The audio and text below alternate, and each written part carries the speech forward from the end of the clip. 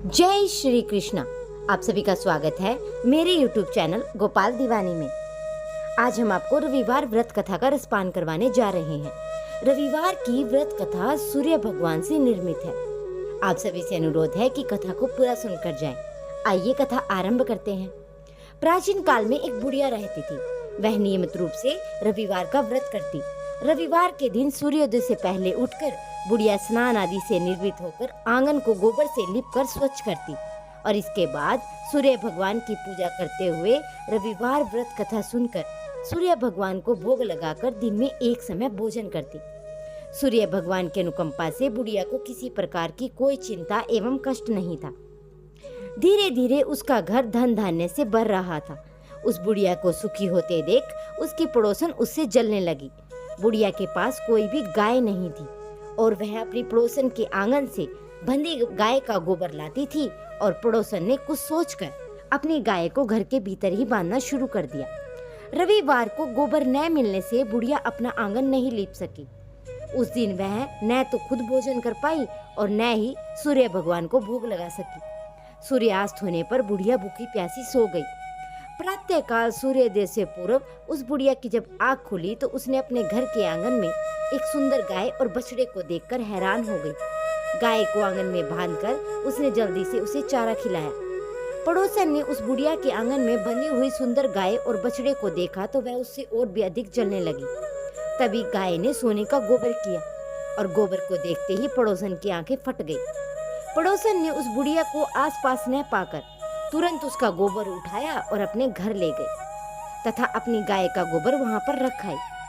सोने के गोबर से पड़ोसन कुछ ही दिनों में धनवान हो गई और गाय प्रतिदिन सूर्योदय से पूर्व सोने का गोबर किया करती थी और बुढ़िया के उठने से पहले पड़ोसन उस गोबर को उठाकर ले जाती थी।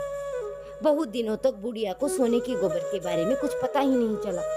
बुढ़िया पहले की तरह व्रत करती रही और कथा सुनती रही। लेकिन सूर्य भगवान को जब पड़ोसन की चालाकी का पता चला तो उसने तेज आंधी चलाई। आंधी का प्रकोप देखकर बुढ़िया ने गाय को भीतर ही बांध दिया और सुबह उठकर बुढ़िया ने सोने का गोबर देखा तो उसे बहुत ही आश्चर्य हुआ। उस दिन के बाद बुढ़िया गाय को घर के भीतर बांधने लगी और सोने के गोबर से बुढ़िया कुछ ही दिनों में बहुत धनी हो गई। उस बुढ़िया के धनी होने से पड़ोसन बुरी तरह जल भुनकर राख हो गई और उसने अपने पति को समझा बुझाकर नगर के राजा के पास भेज दिया।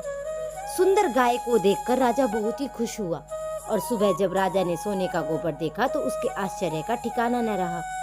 उधर सूर्य भगवान को भूखी प्यासी बुढ़िया को इस तरह प्रार्थना करते देख उस पर बहुत ही करुणा आई और उस रात सूर्य भगवान ने राजा को स्वप्न में कहा कि राजन, बुढ़िया की गाय व बछड़ा तुरंत लौटा दो, नहीं तो तुम पर विपत्तियों का पहाड़ टूट पड़ेगा और तुम्हारा महल नष्ट हो जाएगा।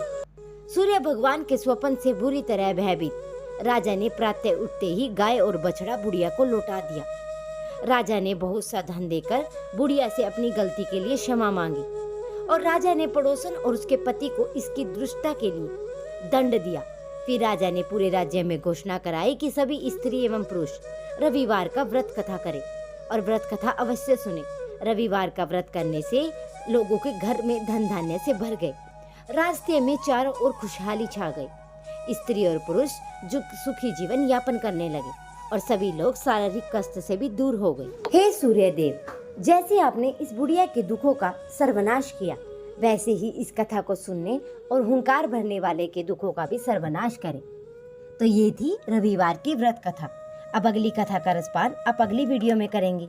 अगर आप सभी को वीडियो पसंद आई हो तो मेरे चैनल को सब्सक्राइब करें और वीडियो को लाइक करें और वीडियो को शेयर करना ना भूलें।